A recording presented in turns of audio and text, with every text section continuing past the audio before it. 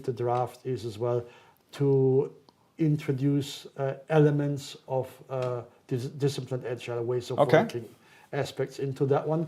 And that is my personal opinion. That is not an official statement.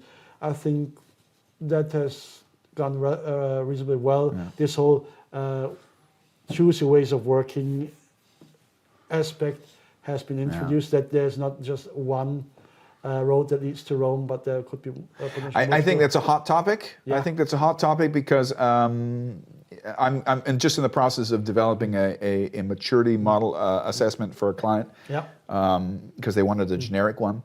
And I would say the very first level of you said it, we begin as autodidacts. I call it anarchic agility.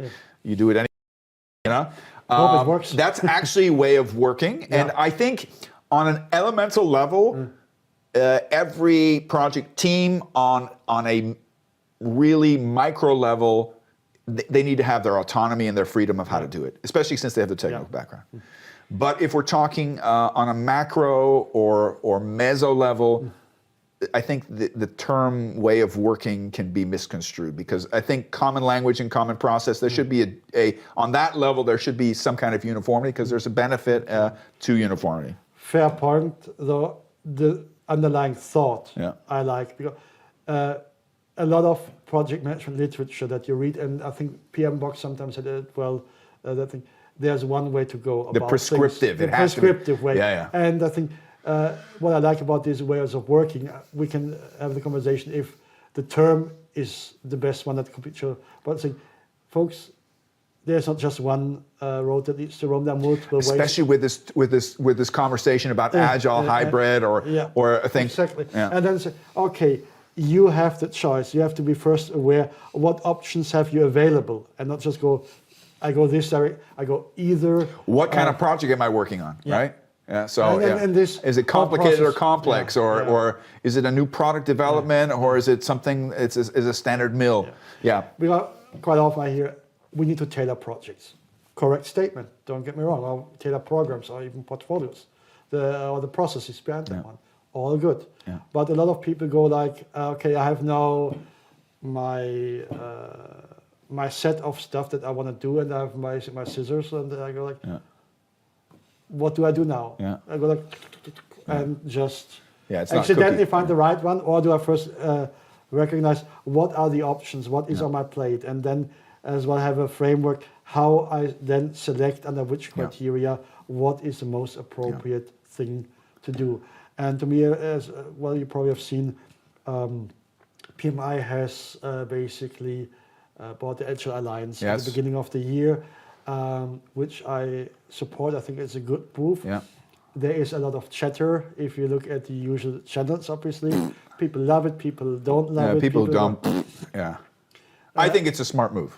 And to me, this whole thing, either you're Agile or you're... My expectation when I hire a project manager, or if I'm introducing a project manager, my expectation, there's no discussion even. They need to know both. In today's world, if you cannot do both, or as well have solid understanding how to build a hybrid approach that fits the context you're operating in, you're not a capable project manager. I'm sorry. You're speaking my language. Let me throw this at you and see if you would agree with me. I'm going to rephrase it.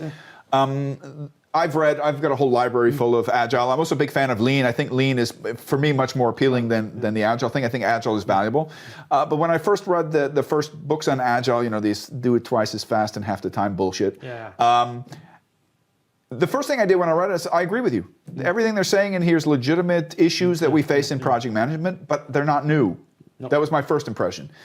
So I was like, they're doubling down on the very fact that we often don't have sponsors in project management, that there's not a continual iteration, that the line organization and the matrix organization kind of throws the problem over the fence and then comes around at the end of the project. That's bullshit. It needs to be iterated, especially if it's complex and you can't define the requirements up front. You can't just vaguely leave the requirements in the room and then be dissatisfied towards the end. It's an ongoing process. Absolutely. And there's a trade-off factor and minimum viable product and the concept of defining what kind of meetings we have, that we don't have too many of them, but we have the right one. Business value, all of this 100%. I read that and I said, and then as I was saying in German, I was like, but I thought this was common knowledge for project managers. But I think it was good that they doubled down. And I think what happens is the new generation has to embrace it and rephrase it and fight for it. I think it's great. Yeah. So my impression after I read it is I looked at the tool and the framework of it and I said, I felt I had the aha experience of an autodidact. I said, I've been doing this since the beginning of time. Maybe because I originally came from operations. I was a line manager and I was deeply, deeply involved in operations. And project management is classical project management is a great framework for initiation and planning. Right? It's a great dynamic interchange. Closing maybe as well. And closing as well, right? So for validation. And I think it gives it a good, begin to end structure. And I think the whole business analyst thing is, if it's a complex project, is an additional value to take a look at. But hands down, I think the biggest mistake of the waterfall methodology is the concept that project management is 90% initiation and planning, which is bullshit. Operation. Execution is the real project management. Yeah. Everything else is just side dishes. Yeah. And hands down, so I think the superior method for initiation and planning, I don't care what Agile is waterfall. As far as you can predict anything, right? But when it comes to the open end, what you don't know, the unknown, and when it comes to execution, the hands down superior methodology is Agile. So for me, it was never a question. Just like you said, a project manager needs to know when they look in their toolbox, which tool do I need for which situation? And I think the whole discussion of you guys do project management and that's outdated and we do Agile and that's a new lifestyle and a new religion and a new cult. That's BS. I have no time for you. No, it's no time. What I will say though, and because I've had Roy Schilling on my podcast, who's an Agile expert, and I love him because he'll take my banter, but he'll add something from his perspective.